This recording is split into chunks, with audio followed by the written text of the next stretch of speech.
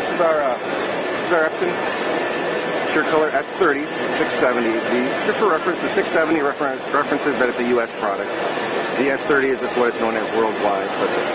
So we are looking at a 64-inch solvent printer. It is a new product from Epson. It's a 4-color printer, primary CMYK inks. It does not use the light magenta, light cyan, orange, and green of the GS6000. This is a new machine from the ground up that we've engineered.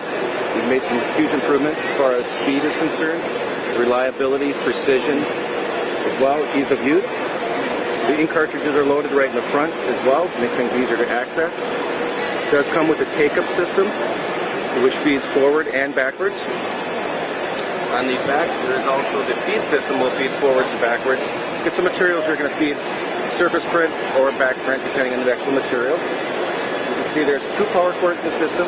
We are requesting that you have a 30 amp system to install both power cords.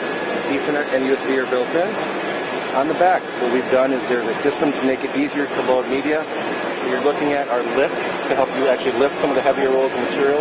So instead of current systems that are out there where you're lifting the roll with one roll while you take the other hand and usually tighten the system down, here you can lift it with a lever and then tighten the system down. Very simple. It's more precise than our current GS6000 as well.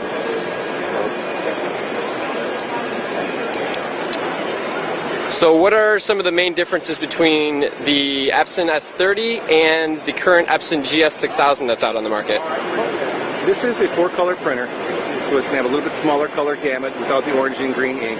But if you look at the prints closely, we actually are printing at a little finer droplet size, so the prints are going to be very sharp, just like the GS6000, so it can be used for some of the other applications, such as fine art, printing on canvas, that sort of thing. When you're printing on canvas, you can get very sharp images, but again, depending on what your expectations are as far as color gamut, the GS6000 is going to print a little larger with the extra inks in it. Production speed on this printer, we're looking at about 205 square feet an hour. The GS6000 production speed is about 180 square feet an hour, so it's a little bit quicker. So what's some of the maintenance that's required for this printer? Maintenance is very similar to the GS6000. What we ask you to do is about twice a month go through and clean the system, and that's fairly straightforward, where you're just going to wipe off the platen, which is where the actual printing is done. You're going to wipe off the heads, that sort of thing. We give you cleaning swabs to do that. We give you an extra flushing tank, which is where the ink is going to go when it does a cleaning cycle. We give you enough consumables basically to do maintenance on your system for a complete year, and then you can buy additional kits after that as needed. Or you might also need to do it depending on your volume of usage. If you're a high volume shop, you might need to purchase a couple extra kits. Again, all depending on your workflow. So we have a lot of customers who do a lot of G-clay and fine art prints.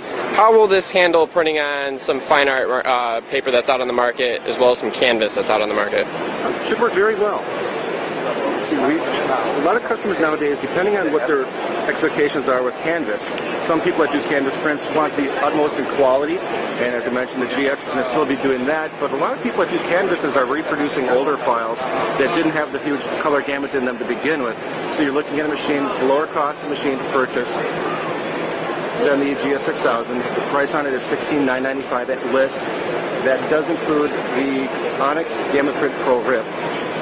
And there are profiles in there for our canvas, as well as some other materials that are out there. There are some fabric materials, 3M and Avery materials are in there, ultra flexible profiles are going to be in there as well. So printing on canvas absolutely can be done. It all kind of depends on what expectations of the customer, and kind of go from there. Thank you very much.